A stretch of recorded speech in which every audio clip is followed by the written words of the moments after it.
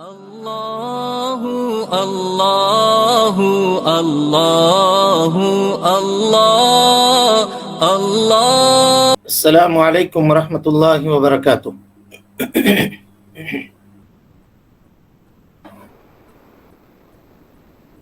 ان الحمد للہ نحمده ونستعینه ونستغفره ونعوذ باللہ من شرور انفسنا ومن سیئات اعمالنا من يهده الله فلا مضل له ومن يضلل فلا هادي له واشهد ان لا اله الا الله وحده لا شريك له واشهد ان محمدا عبده ورسوله اما بعد فان خير الحديث كتاب الله وخير الهدي هدي محمد صلى الله عليه وسلم وشر الامور محدثاتها وكل محدثة بدعة وكل بدعة ضلالة وكل ضلالة في النار. فقد قال الله تبارك وتعالى في محكم تنزيله بعد أعوذ بالله السميع العليم من الشيطان الرجيم بسم الله الرحمن الرحيم الذين إن مكناهم في الأرض أقاموا الصلاة وآتوا الزكاة وأمروا بالمعروف ونهوا عن المنكر ولله العاقبة الأمور. وقال النبي المصطفى صلى الله عليه وسلم لا يحل لثلاثة أن يكون بفلاة من الأرض إلا أمروا عليهم أحدهم أو كما قال النبي المصطفى صلی اللہ علیہ وسلم. محترم حاضرین، سامعین و سامعات، ناظرین و ناظرات، عہدہ اور ذمہ داری، اس تعلق سے شروع کی گئی یہ مجلس جو تقریباً اب اپنے اختتام کو ہے اور اس کے 5ویں حصے کو لے کر کے ہم آپ کے سامنے حاضر ہیں. اللہ رب العالمین سے دعا ہے کہ اللہ تعالی ہمیں حق بات کہنے اور آپ کو حق بات سننے اور ہم دونوں کو حق بات کے اوپر عمل کرنے کی توفیق نصیب فرمائے.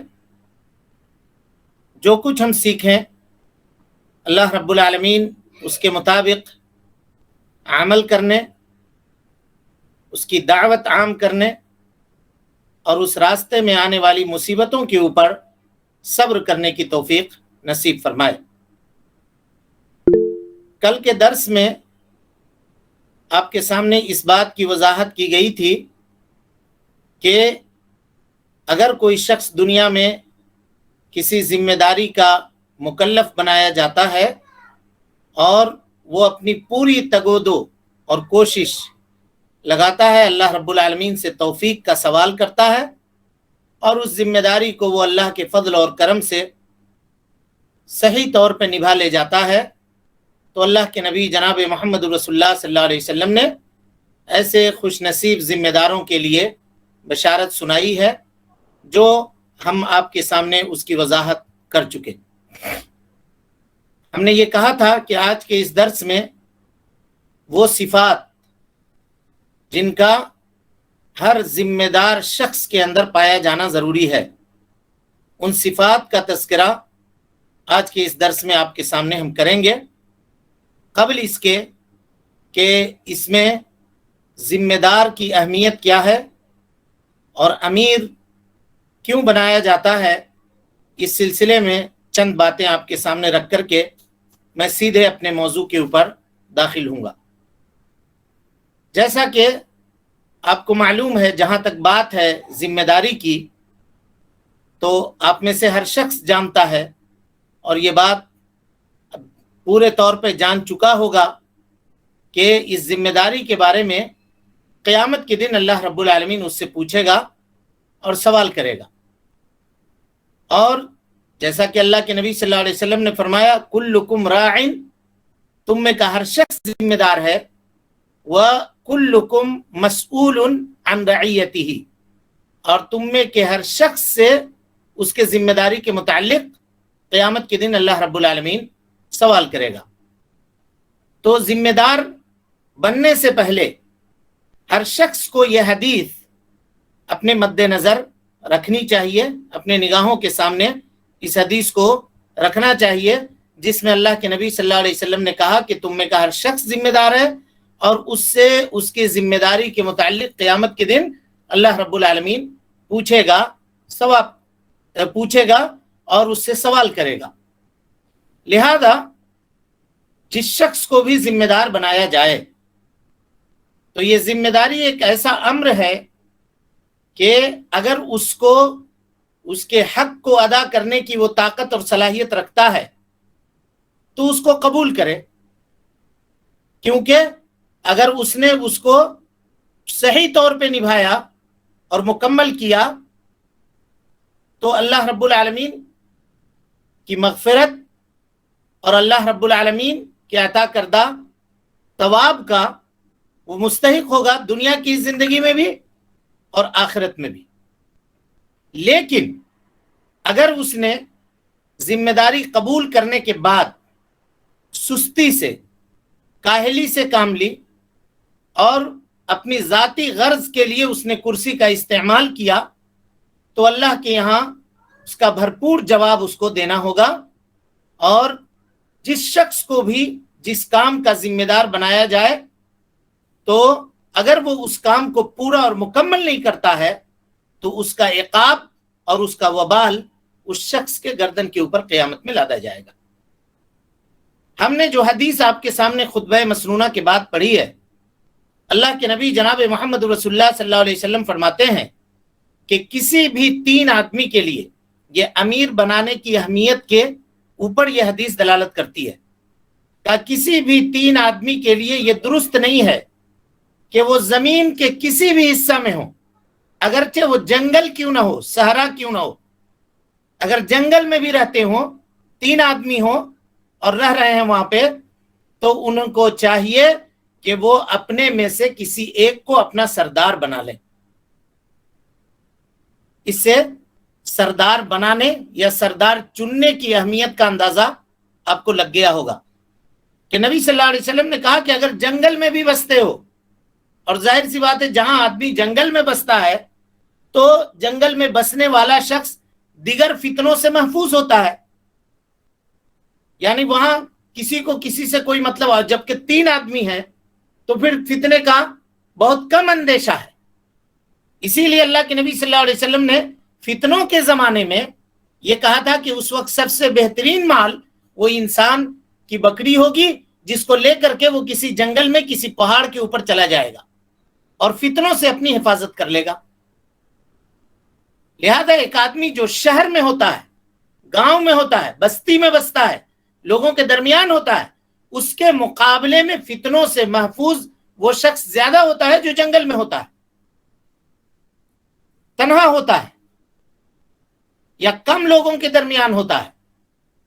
تو اللہ کے نبی صلی اللہ علیہ وسلم سردار بنانے یا امیر بنانے یا ذمہ دار بنانے کی اہمیت کی وضاحت کے لیے آپ صلی اللہ علیہ وسلم نے یہ فرمایا کہ کسی 3 لوگوں کے لیے بھی یہ درست نہیں ہے، اگرچہ وہ جنگل میں رہ رہے ہوں، مگر ان کو چاہیے کہ وہ اپنے میں سے کسی ایک کو اپنا سردار بنا لیں، اپنا امیر بنا لیں۔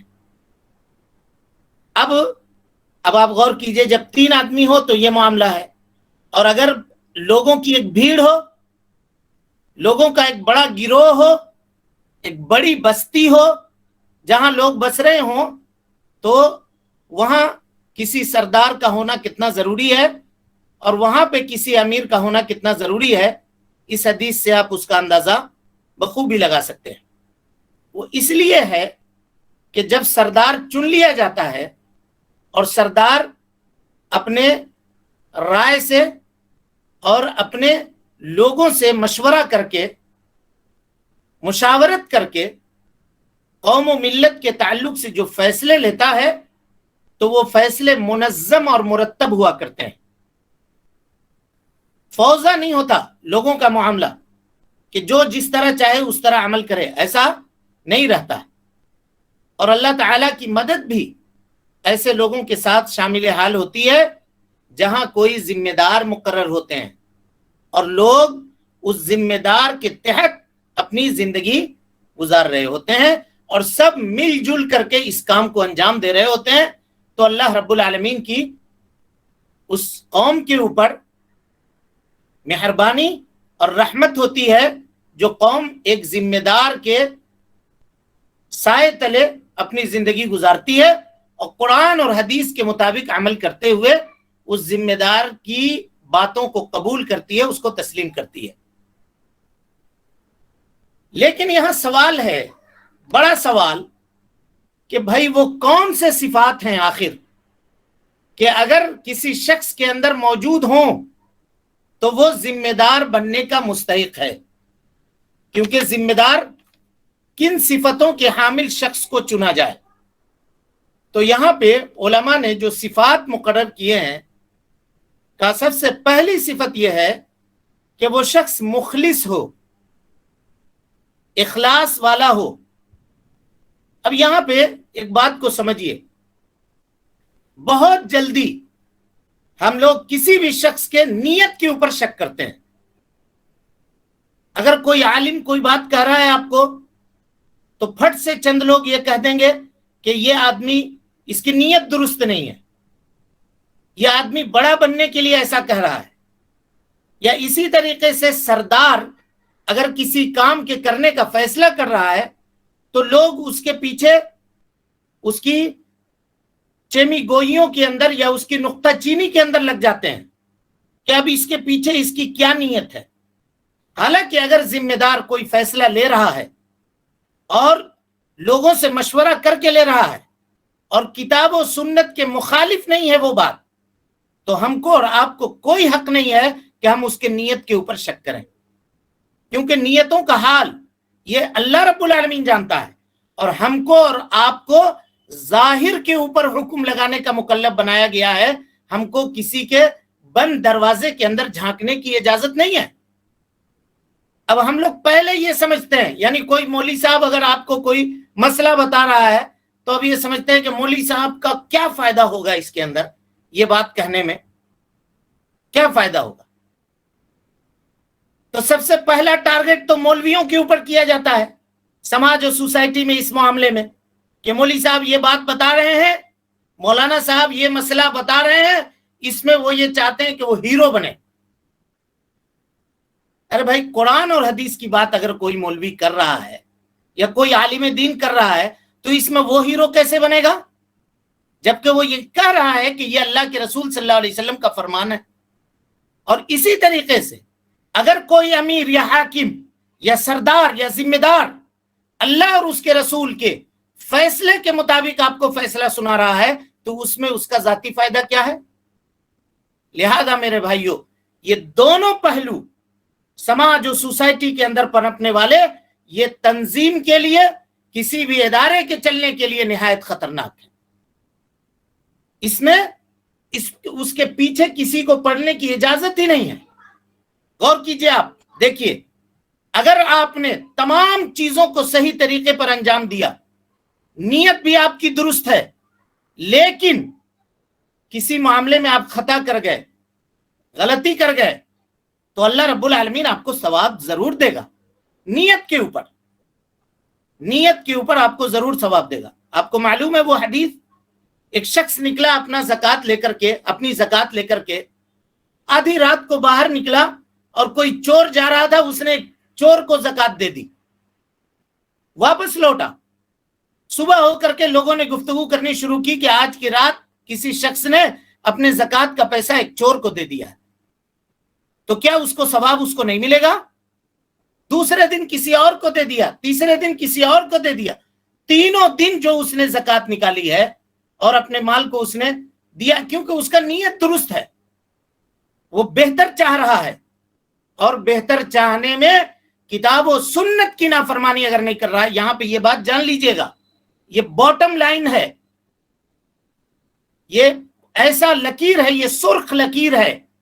کسی بھی امیر، کسی بھی حاکم، کسی بھی حکمراں یا کوئی بھی بڑا سے بڑا عالم آپ کے پاس کیوں نہ ہو، اگر وہ کوئی بات کہہ رہا ہے، اگر کتاب و سنت کے مطابق کہہ رہا ہے تو ٹھیک ہے، اور اگر کتاب و سنت کے مخالفت میں کہہ رہا ہے تو چاہے وہ کتنا بڑا سے بڑا عالم کیوں نہ ہو، اس کی بات ناقابل قبول ہوگی، اس کی بات نہیں مانی جائے گی۔ لیکن صرف اس لیے کہ یہ کہہ رہا ہے، فلانا کہہ رہا ہے اس کی نیت میں یہ ہے، تو کیا آپ نے کسی کا دل چیر کے دیکھا ہے؟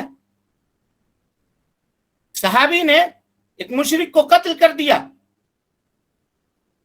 جب لوٹ کر کے آئے تو اللہ کے نبی صلی اللہ علیہ وسلم سے کہا کہ اللہ کے رسول، میں نے تلوار اٹھا لیا تھا، تلوار دیکھ کر کے اس نے لا الہ الا اللہ پڑھا ہے، میرے خوف سے، میرے ڈر سے۔ آپ صلی اللہ علیہ وسلم نے کہا ہلا شققت قلبہ، کیا تم اس کا کلیجہ چیر کر کے دیکھے تھے کہ وہ کس لیے پڑھا ہے اور کیوں کلمہ پڑھا ہے؟ چنانچہ میرے بھائیوں، یہاں نیتوں کے اوپر شک کسی کے کرنے کی شریعت نے اجازت ہی نہیں دی ہے۔ آپ نیت کے اوپر کسی کا شک نہیں کر سکتے، کیونکہ نیت کا معاملہ ایسا ہے جس کے اوپر صرف رب العالمین مطلع ہے۔ کوئی ہمارے پاس ایسا تھرمامیٹر یا ایسا پیمانہ نہیں ہے کہ اس کے منہ میں ڈال دیا جائے تو بخار کی طرح سے ہم ناپ لیں کہ اس کے پاس نیت کتنا ہے۔ لیکن آج کل لوگ نیتوں پر گفتگو کرتے ہیں، یہ مسئلہ ہے۔ نیت پہ گفتگو کرنے کا حق کسی کو حاصل نہیں ہے، کسی کو نہیں۔ اب اس کے بعد آئیے کہ جب وہ ذمہ دار بن گیا تو اس کے اندر اخلاص ہونی چاہیے۔ اخلاص کی پہچان کیا ہے؟ کچھ ظاہری پہچان اس کی کیا ہے؟ تو کہا کہ وہ کرسی کو حاصل کرنے کا مقصد، یا ذمہ دار اگر وہ بنایا گیا ہے تو ذمہ دار بننے کا مقصد اس کا یہ ہو کہ میں قوم کی خدمت کروں گا، یہ پہلا مقصد ہو۔ اخلاص اگر کسی کو دیکھنا ہو تو وہ یہ دیکھے کہ جو ذمہ دار بنایا گیا ہے وہ قوم کی خدمت کر رہا ہے یا نہیں کر رہا ہے۔ ذمہ دار اگر بنایا جا رہا ہے تو اس کے زندگی کا سب سے بڑا مقصد یہ ہونا چاہیے کہ وہ لوگوں کی خدمت کرے۔ چنانچہ ایک حدیث ہے، غور کیجئے، نبی صلی اللہ علیہ وسلم نے فرمایا سید القوم خادمہم۔ اگرچہ یہ روایت ضعیف ہے، علامہ البانی نے اور دیگر محدثین نے اس روایت کے اوپر کلام کیا ہے، لیکن علماء لکھتے ہیں کہ چلیے روایت ضعیف بھی ہونے دیجئے، لیکن عربی زبان کے اندر یہ ایک مقولے کے طور پہ استعمال ہوتا ہے کہ قوم کا جو سردار ہوتا ہے وہ ان کا خادم ہوتا ہے، ان کی خدمت کرنے کے لیے بنایا جاتا ہے۔ اس لیے نہیں بنایا جاتا ہے کہ میں سردار بنا ہوں تو لوگ میری خدمت کریں، میری حضوری بجا لائیں۔ اور یہی چیز اگر کسی سردار کے اندر پیدا ہو جاتی ہے کہ اب تو میں سپیریئر ہو گیا، تو میرے بھائیو جان لیجئے یہیں سے وہ اپنے کام کے اندر مکمل اور پورا اترنے والا نہیں ہوتا ہے، نہیں ہوتا ہے۔ اب غور کیجئے، اسی کو خود ستائی کہتے ہیں۔ حضرت ابو بکر صدیق رضی اللہ تعالی عنہ سے بڑا اس امت کے اندر کون ہو سکتا ہے؟ انبیاء کے بعد جن کا مقام ہے، جن کا مرتبہ سب سے اونچا ہے، اللہ کے نبی صلی اللہ علیہ وسلم کے سفر میں، حضر میں آپ ساتھ رہنے والے ہیں۔ صدیق کا لقب آپ کو ملا ہے، دنیا میں جنت کی بشارت مل گئی ہے۔ جب سردار بنائے گئے، خلیفہ مقرر کیے گئے، تو لوگوں کے سامنے کھڑے ہو کر کے اعلان کیا، کہا کہ لوگوں، سردار تو تم نے مجھ کو بنا دیا ہے، لیکن میں تم میں سے بہتر نہیں ہوں، میں تمہیں میں سے ایک آدمی ہوں۔ یہ کس نے کہا؟ یہ خود اللہ کے نبی صلی اللہ علیہ وسلم کے خلیفہ حضرت ابو بکر صدیق رضی اللہ تعالیٰ عنہ نے کہا۔ یہ تواضع ہے، انکساری ہے۔ اور یہ چیز انہوں نے کہاں سے سیکھی؟ جناب محمد رسول اللہ صلی اللہ علیہ وسلم سے سیکھی۔ اللہ اکبر! غور کیجئے، نبی صلی اللہ علیہ وسلم میں ایک شخص آیا، آپ کے سامنے بیٹھا دیا گیا، اب وہ بیچارہ گفتگو کر رہا ہے تو اللہ کے نبی صلی اللہ علیہ وسلم کے سامنے بیٹھ کر کے تھر تھر تھر تھر کانپ رہا ہے، کلیجہ ہل رہا ہے، گفتگو کرنے وقت، بات کرنے وقت وہ لڑکھڑا رہا ہے۔ نبی صلی اللہ علیہ وسلم نے کہا کہ اطمینان سے، سکون سے، گھبراؤ نہیں بھائی، میں کوئی بادشاہ نہیں ہوں، کیوں ڈر رہے ہو مجھ سے؟ میں ایک غریب ماں کا بیٹا ہوں جی، ایک غریب ماں کا بیٹا ہوں، کیوں ڈرتے ہو مجھ سے؟ اپنی بات اطمینان سے کہو، سکون سے کہو۔ کس نے کہا؟ یہ جناب محمد رسول اللہ صلی اللہ علیہ وسلم نے کہا۔ آپ نے کہا اب آپ سے بڑا سردار اللہ رب العالمین نے آپ کو اس دنیا کا نہیں، اللہ اکبر، بلکہ بنی نوع آدم کا، حضرت آدم علیہ السلام کی پوری نسل، قیامت کے صبح تک آنے والے جتنے لوگ ہیں، اور جس دن سے دنیا بنی ہے یا جس دن سے حضرت آدم کی تخلیق ہوئی ہے، اس سے لے کر قیامت تک جتنے لوگ آئیں گے سب کے سردار اللہ کے نبی صلی اللہ علیہ وسلم ہیں. انا سید ولد آدم، نبی صلی اللہ علیہ وسلم نے کہا کہ میں آدم علیہ السلام کی اولاد کا، آل و اولاد کا میں سردار ہوں قیامت کے دن. لیکن آپ صلی اللہ علیہ وسلم کہہ رہے ہیں کہ میں ایک غریب آدمی ہوں، غریب ماں کا بیٹا ہوں، تم کیوں ڈرتے ہو؟ آرام سے میرے سامنے گفتگو کرو، کوئی ڈرنے کی بات نہیں ہے. جو قوم کا سردار ہوتا ہے وہ خادم ہوتا ہے. اور اسی طرح سے آپ صلی اللہ علیہ وسلم نے فرمایا خیر الناس، لوگوں جان لو تم میں کا بہترین آدمی وہ ہے انفعہم للناس، جو لوگوں کے لیے بہتر ہو، جو لوگوں کو زیادہ فائدہ پہنچانے والا ہو، وہ بہتر ہو. اب آپ غور کیجئے، عام لوگوں میں سب سے بہتر آدمی وہ ہے جس کی ذات سے لوگوں کو زیادہ فائدہ پہنچ رہا ہے. تو اگر وہ سردار بنایا جاتا ہے اور اس سے زیادہ فائدہ پہنچتا ہے تو اس کی بہتری کا اندازہ آپ خود بخود لگا لیں. یہ ساری کی ساری چیزیں کہ اگر وہ فائدہ پہنچا رہا ہے یا پھر وہ قوم کا خادم بن کر کے رہ رہا ہے، تو یہ ساری چیزیں دلالت کر رہی ہیں اس بات کے اوپر کہ وہ اپنے سرداری کو، اپنے عہدے کو، اپنے منصب کو اللہ رب العالمین کی رضامندی اور خوشنودی کے لیے استعمال کرنے والا ہے. یہ اس کے اخلاص کی علامت ہے. یہ اس بات کی علامت ہے کہ وہ دوسرے اور کسی چیز کی پرواہ نہیں کرتا ہے. اس کے سامنے، اس کے مد نظر صرف یہی چیز ہے کہ اللہ رب العالمین ہم سے راضی ہو جائے، اس لیے وہ مخلوق کی خدمت کرتا ہے. لیکن یہاں معاملہ یہ نہیں ہے. معاملہ یہ ہوتا ہے کہ اگر ہم سردار بنا دیے گئے یا ہم کو اگر ذمہ دار بنا دیا گیا تو پھر ہم ہیں تو دوسرا کوئی نہیں. اب کسی کو ہمارے اوپر انگلی اٹھانے کی یا ہمارے اوپر تنقید کرنے کا کوئی حق نہیں ہے. ہم یہ سمجھتے ہیں. یہاں سے معاملہ خراب ہونا شروع ہوتا ہے، یہاں سے. ورنہ آپ دیکھیے، اب غور کیجئے. اور اس کو آج کل کے زمانے میں، یعنی مان لیجئے کہ اگر کسی فرد کو، کسی شخص کو اس کے انفرادی کسی غلطی کی طرف آپ توجہ دلائیں تو اس کو وہ اپنی غلطی تسلیم نہیں کرتا، اس کو وہ جماعت و جمعیت سے جوڑ دیتا ہے. اور اس کے بعد وہ غلطی کی اصلاح کرنے والے شخص کے کردار کے اوپر حملہ کرنا لوگ شروع کر دیتے ہیں کہ یہ آدمی جماعت کو نہیں مانتا، یہ جماعت کے اوپر تنقید کرتا ہے. تو یہاں ایک بات سمجھ لیجئے، جماعت ہماری شریعت نہیں ہے جی. جماعت شریعت کے اوپر عمل کرنے کا سبب ہے، اس کے ذریعے سے ہم شریعت پر عمل کریں گے. وہ شریعت نہیں ہے. اگر پورے لوگ 50 لوگ مل کر کے فیصلہ کر دیں اور وہ کتاب و سنت کے مخالف ہو تو چاہے 50 کیا پوری دنیا کے لوگ فیصلہ کریں تو اس کی بات نہیں مانی جائے گی. اب کوئی آدمی یہ کہے گا کہ جماعت کی بات تم نہیں مان رہے ہو، وہ انہوں نے فیصلہ کیا ہے، کیوں مانیں گے؟ اگر کتاب و سنت کے موافق ہے تو چاہے بات ایک آدمی کی ہو، ایک غریب آدمی کی ہو جس کی سماج اور سوسائٹی کے اندر کوئی مقام نہیں ہے، اگر اس کی بھی بات ہو تو اس کی بات قبول کی جائے گی. اور یہی صحابہ کرام رضوان اللہ علیہم اجمعین کے اندر. اب غور کیجئے، دیکھیے، ہم لوگ کہتے ہیں کہ ہمارے اوپر کوئی تنقید نہ کرے، کوئی انگلی نہ اٹھائے، کوئی سوال نہ کرے. حضرت عمر ابن خطاب رضی اللہ تعالیٰ عنہ، غور کیجئے گا، یہ لوگوں کے سامنے اعلان کرتے تھے. جب خلیفہ بن گئے تھے تو کہتے تھے رحم اللہ عمران، اللہ رب العالمین اس شخص کے اوپر رحم کرے، اہدا الی عیوبی، جو میرے سامنے میرے عیبوں کا ہدیہ پیش کرتا ہو.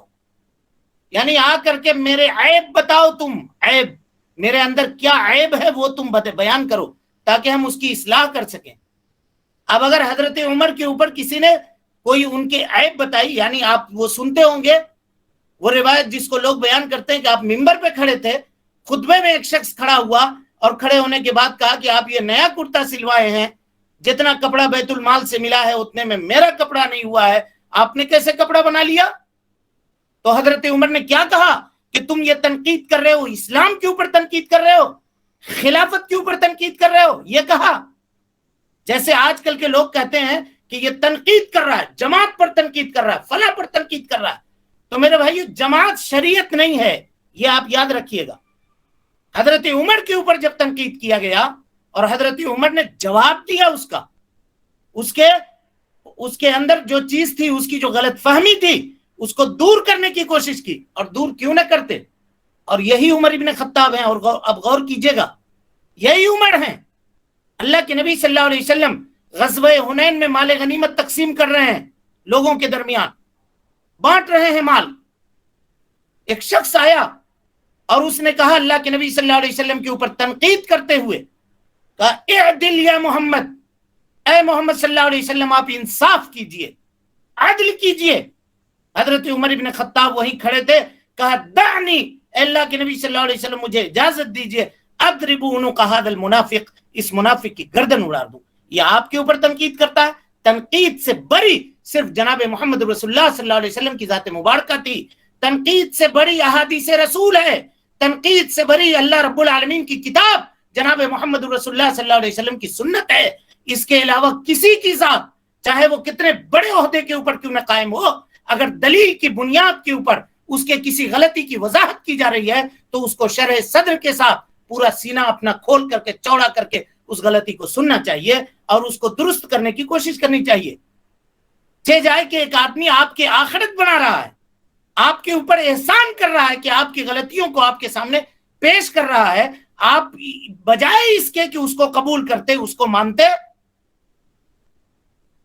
اسی کو روک رہے ہیں، اسی کے نیتوں کے اوپر شبہ پیدا کر رہے ہیں اور اسی شخص کو برا بھلا کہہ رہے ہیں۔ میرے بھائیو، یہ اخلاص نہیں ہے، ہرگز نہیں ہے یہ اخلاص۔ وگرنہ اگر اخلاص ہوتی، یہ چیزیں اخلاص ہوتی تو قرون مفضلہ کے اندر آپ دیکھ لیجئے کس طرح سے لوگ کھڑے ہو کر کے اپنے اعتراضات اپنے امیر کے سامنے رکھا کرتے تھے۔ اور صرف اعتراض نہیں، اللہ اکبر، آپ غور کیجئے، حضرت عمر ابن خطاب رضی اللہ تعالیٰ عنہ ہیں، فیصلہ کر دیا انہوں نے۔ کیا فیصلہ کیا؟ فیصلہ کیا کہ یہ 5 انگلیاں ہیں ہاتھ کی، اگر ان 5 انگلیوں میں سے کسی ایک انگلی کو کوئی آدمی کاٹ دے، اور جس کی انگلی کٹی ہے وہ دیت لینے پر راضی ہو گیا، تو اللہ کے نبی صلی اللہ علیہ وسلم نے دیت کے اوپر 10 اونٹ مقرر کیے۔ 10 اونٹ، ایک انگلی کٹے گی 10 اونٹ، لہٰذا 10 انگلی اگر کوئی کاٹ دے تو اس کو پوری دیت دینی پڑے گی، یعنی 100 اونٹ۔ چنانچہ حضرت عمر ابن خطاب رضی اللہ تعالیٰ عنہ نے کہا کہ بھائی ایسا ہے، یہ حدیث ان تک نہیں پہنچی تھی، انہوں نے یہ کہا کہ ایسا ہے کہ سب انگلی کا کام برابر نہیں ہے، کچھ انگلی کا زیادہ کام ہے، ایک انگلی کا کم کام ہے، لہذا انگلیوں کی اہمیت کے اعتبار سے دیت کو مقرر کیا جائے۔ تو کسی میں کہا کہ 30 اونٹ لگاؤ، کسی میں کہا کچھ اونٹ لگاؤ، کسی میں کچھ اونٹ لگاؤ، ایسا کر کے گنتی بنا کر کے 100 اونٹ آپ نے مکمل کر دیے 10 اونٹ کے اندر، اور خط لکھ دیا باضابطہ قاضیوں کو، آرڈیننس پاس ہو گیا۔ حضرت عمر ابن خطاب نے پاس کر دیا اور بھیج دیا اس کو قاضیوں کے پاس کہ دیکھو اب کے بعد اگر کوئی تمہارے پاس ایسا لڑائی آئے، خصم آئے جس میں انگلی کٹنے کا معاملہ ہو، تو اس قانون کے ذریعے سے فیصلہ کرنا۔ اوف بن مالک اشجعی مصر کے قاضی کے پاس بیٹھے ہوئے تھے، خط آیا، خط پڑھتے ہیں وہ، اور خط پڑھنے کے بعد خط کو لپیٹتے ہیں، بند کرتے ہیں، اور قاضی سے کہتے ہیں کہ دیکھو میں جا رہا ہوں مدینہ منورہ امیر المومنین سے ملاقات کرنے کے لیے، جب تک میں لوٹ کے نہ جاؤں تب تک اس فیصلے کے اوپر عمل مت کرنا، مجھے آ جانے دو۔ سرپٹ دوڑتے ہوئے وہاں سے نکلے، مصر سے مدینے کا سفر کیا، حضرت عمر ابن خطاب رضی اللہ تعالیٰ عنہ سے ملاقات کی اور کہا کہ اے عمر ابن خطاب، یہ جو فیصلہ آپ نے صادر کیا ہے کیا آپ نے کیا ہے؟ کہا ہم نے کیا ہے، یہ ہم نے کیا ہے، فیصلہ ہم نے کیا ہے۔ کہا آپ کے پاس کیا دلیل ہے؟ اس فیصلے کی دلیل آپ کے پاس کیا ہے؟ کون سوال کر رہا ہے؟ ایک عام صحابی سوال کر رہے ہیں خلیفہ راشد امیر المومنین عمر ابن خطاب سے، جن کو دیکھ کر کے شیطان بھاگتا تھا۔ ان کی اصابت رائے کی حالت یہ تھی کہ ان کے فرمان کے اوپر یا ان کی موافقت کے اوپر اللہ رب العالمین آسمان سے قرآن کی آیتیں نازل کرتا تھا۔ جس گلی سے یہ گزرتے تھے اس گلی سے شیطان بھاگ جاتا تھا۔ وہاں ایک عام آدمی، عام صحابی کھڑے ہیں اور پوچھ رہے ہیں کہ یہ فیصلہ آپ نے کیسے کیا؟ آج کوئی پوچھ کے دیکھ لے تو، کوئی سوال کرنے کی جرات کرتا ہے؟ کوئی پوچھنے کی جرات کرتا ہے؟ پوچھا انہوں نے، کہا کہ سنو جی، 5 انگلیوں کا کام برابر نہیں ہے، یہ الگ کام ہے، اس کا الگ کام ہے، اس کی الگ اہمیت ہے، اس کی الگ اہمیت ہے۔ کہا اے امیر المومنین، یہ آپ کی سوچ ہے، دلیل نہیں ہے۔ دلیل جناب محمد رسول اللہ صلی اللہ علیہ وسلم کی حدیث چاہیے مجھے، دلیل دیجیے۔ حضرت عمر نے کہا تو پھر آپ کے پاس دلیل ہے؟ آپ جو آئے ہیں مصر سے ہمارے پاس، آپ کے پاس ہے دلیل؟ کہا ہاں میرے پاس دلیل ہے، میں نے اسی مسجد میں پیارے مصطفیٰ صلی اللہ علیہ وسلم کو یہ کہتے ہوئے سنا تھا، الدیت فی الاصابع، سوا انگلیوں کے اندر دیت جو ہے برابر لگے گی، یہ نہیں دیکھا جائے گا کہ اس انگلی کا کتنا کام ہے، اس انگلی کا کتنا کام ہے۔ اللہ اکبر۔ حضرت عمر ابن خطاب نے اسی وقت بلایا کاتب کو اور کہا کہ لکھو، عمر کا جو فیصلہ ہے اسی فیصلے کے نیچے لکھو، یہ لکھو کہ حضرت عمر کا یہ فیصلہ غلط تھا، جناب محمد رسول اللہ صلی اللہ علیہ وسلم کا یہ فیصلہ ہے کہ ہر انگلی کے برابر، ہر انگلی کے بدلے میں 10 اونٹ دینا پڑے گا۔ عمر نے غلط فیصلہ کیا تھا۔ یہ ہے اخلاص کہ دلیل آ جانے کے بعد کوئی ہٹ دھرمی نہیں، یہ نہیں کہا جائے گا کہ انہوں نے کیسے کہا، اس کو بہت معلوم ہو گیا، اس کو نہیں معلوم ہوا۔ حضرت عمر نے نہیں کہا کہ تم بہت سن لیے، ہم تو نبی صلی اللہ علیہ وسلم کے ساتھ یہیں بیٹھے ہوئے تھے، ہم کو تو یہ بات نہیں معلوم ہوئی۔ 4-5 اردو کی کتاب پڑھتے ہیں لوگ اور اس کے بعد کہتے ہیں میری نظر سے تو یہ بات نہیں گزری ہے، آپ جو یہ کہہ رہے ہیں تو آپ کی نظر ہی کتنی وسیع ہے بھائی، آپ کی نظر ہی کتنی وسیع ہے، اب یہ بتائیے۔ میرے بھائیوں، دوستوں، بزرگوں اور ساتھیوں، پردہ نشین خواتین اسلام، آپ اس بات کے اوپر غور کیجئے کہ اخلاص ہے کس کو کہتے ہیں اور اخلاص کے اوپر دلالت کرنے والی چیزیں کیا ہیں، یہ دیکھیے۔ اور اگر آپ کو نہیں پتا ہے، نہیں معلوم ہے، تو آپ سوال کیجئے، فَاسْأَلُوا أَهْلَ الذِّكْرِ إِن كُنتُمْ لَا تَعْلَمُونَ، اگر تم نہیں جانتے ہو تو اہل ذکر سے پوچھو۔ اہل ذکر سے مراد کون لوگ ہیں؟ اہل ذکر سے مراد، ذکر سے مراد قرآن، ذکر سے مراد حدیث، جو حدیث جاننے والے ہیں، جو قرآن جاننے والے ہیں، ان سے پوچھو۔ اور آج کل جو علماء سے دشمنی کرتے ہیں، وہ فیصلہ کرتے ہیں اور اپنے فیصلے سے پہلے اسٹیٹمنٹ دیتے ہیں کہ مولویوں کو کیا معلوم ہے، عورت بھی ولی ہو سکتی ہے۔ اگر کوئی عورت چاہے اپنی بیٹی کی شادی کرنا اور کوئی مرد گارجین تیار نہیں ہو رہا ہے تو عورت کھڑے ہو کر کے بیٹی کی شادی کر سکتی ہے، یہ فیصلہ دیتے ہیں لوگ۔ کسی عالم سے نہیں پوچھتے، یا پوچھنے میں وہ اپنی حد تک عزتی سمجھتے ہیں کہ ہم یہ بات اگر پوچھیں گے تو سمجھے گا کہ اس کو معلوم نہیں ہے۔